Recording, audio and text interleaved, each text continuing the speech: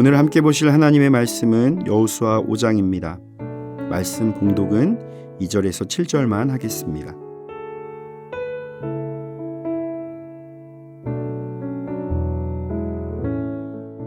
그때 여호와께서 여호수아에게 이르시되 너는 부싯돌로 칼을 만들어 이스라엘 자손들에게 다시 할례를 행하라 하시매 여호수아가 부싯돌로 칼을 만들어 할례산에서 이스라엘 자손들에게 할례를 행하니라.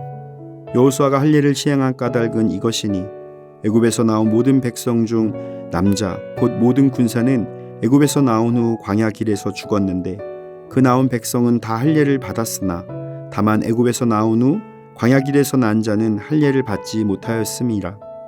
이스라엘 자손들이 여호와의 음성을 청종하지 아니하므로 여호와께서 그들에게 대하여 맹세하사 그들의 조상들에게 맹세하여 우리에게 주리라고 하신 땅 곧 젖과 꿀이 흐르는 땅을 그들이 보지 못하게 하리라 하시매 애굽에서 나온 족속 곧 군사들이 다 멸절하기까지 40년 동안을 광야에서 헤매었더니 그들의 대를 잇게 하신 이 자손에게 여호수아가 할례를 행하였으니 길에서는 그들에게 할례를 행하지 못하였으므로 할례 없는 자가 되었음이었더라. 아멘.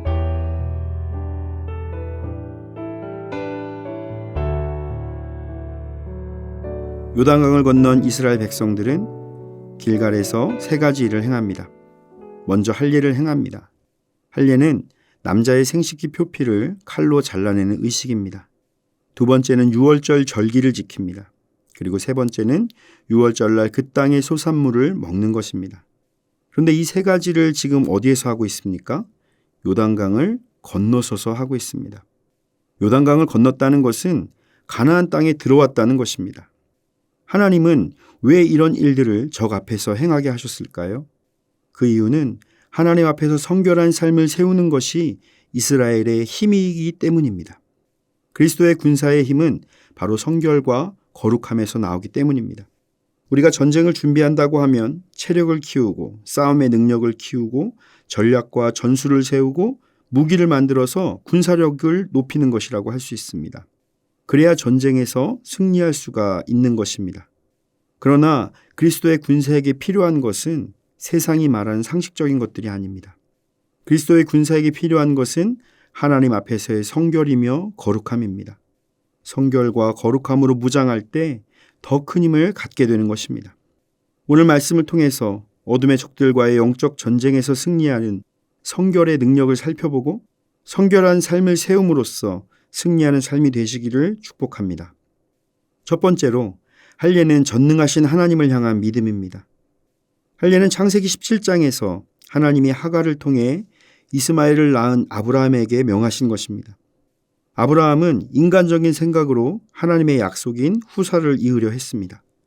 그러나 하나님께서는 나는 전능한 하나님이라 너는 내 앞에서 행하여 완전하라 언약을 나와 너 사이에 두어 너를 크게 번성하게 하리라 라고 다시 한번 약속하여 주셨습니다.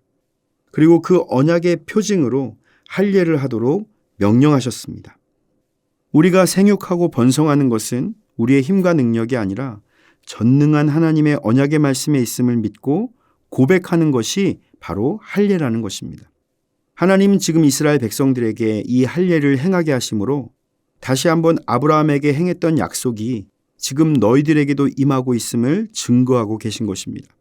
내가 너희들을 생육하고 번성케 할 것이다. 내가 내 백성들을 별과 같이 셀 수 없게 만들어낼 것이다.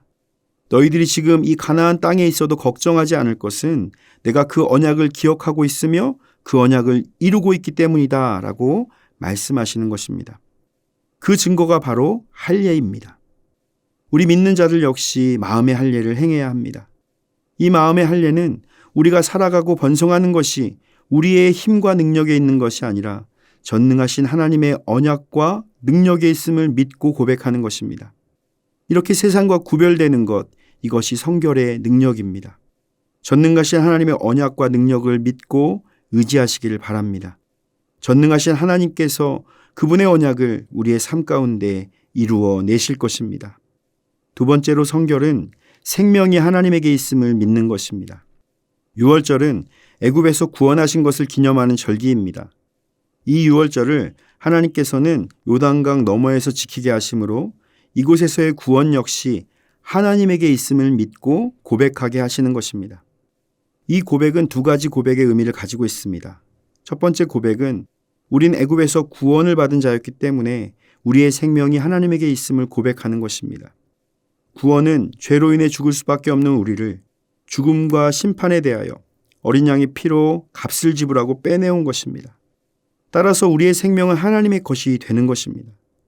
두 번째 고백은 그 구원이 지금도 이루어지고 있다는 것입니다.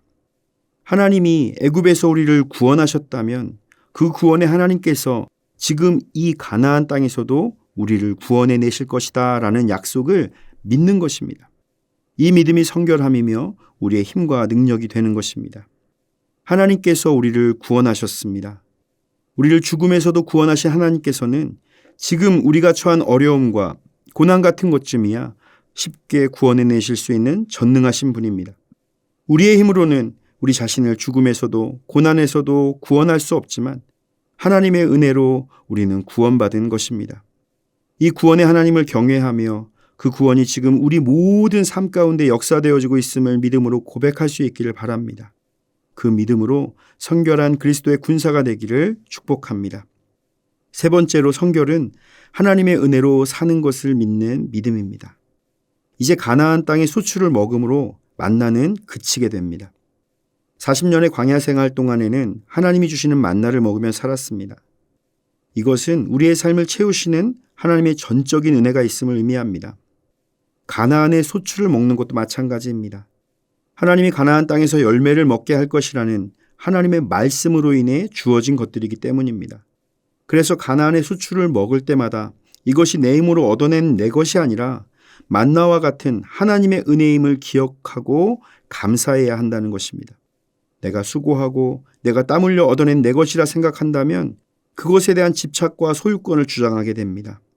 그렇지만 하나님께서 거저 주신 것이라고 생각하면 감사로 하나님의 은혜로 영광을 돌리게 되는 것입니다. 이스라엘 백성들은 가나안에서뿐만 아니라 광야에서도 이러한 모습을 보였습니다. 하나님이 주시는 것에 감사하는 것이 아니라 하나님이 주시는 것을 당연시 여기며 더 많이 더 풍성하게 달라고 원망하고 불평했던 것입니다. 이러한 마음을 버려야만 하는 것입니다. 우리는 이스라엘 백성들처럼 만나와 소출에 집착하는 어리석음을 범하지 않아야 합니다. 우리에게 모든 것을 주시겠다고 약속하신 하나님의 말씀을 믿고 하나님의 미쁘심을 바라보아야 합니다. 이것이 우리의 성결이고 우리가 승리할 수 있는 힘이 되는 줄 믿습니다. 사랑하는 성도 여러분, 그리스도의 군사는 성결함을 가질 때 세상을 이길 수 있는 힘과 능력을 얻게 됩니다. 그 성결함은 하나님의 구원을 받은 하나님의 은혜 속에서 살아가는 하나님의 백성임을 깨닫는 순간부터 일어납니다.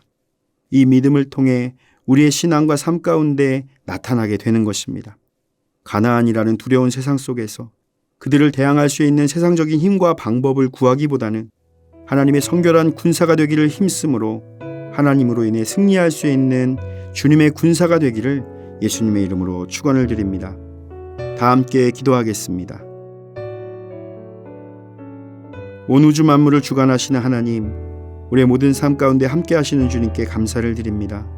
우리가 주님의 인도하심을 신뢰하며 믿음으로 살아가게 하옵소서. 믿음으로 순종할 때 놀라운 역사가 일어남을 알게 하시고 주님의 뜻에 온전히 순종할 수 있도록 역사하여 주옵소서. 예수님의 이름으로 기도드립니다. 아멘. 하늘에 계신 우리 아버지, 아버지의 이름을 거룩하게 하시며 아버지의 나라가 오게 하시며 아버지의 뜻이 하늘에서와 같이 땅에서도 이루어지게 하소서.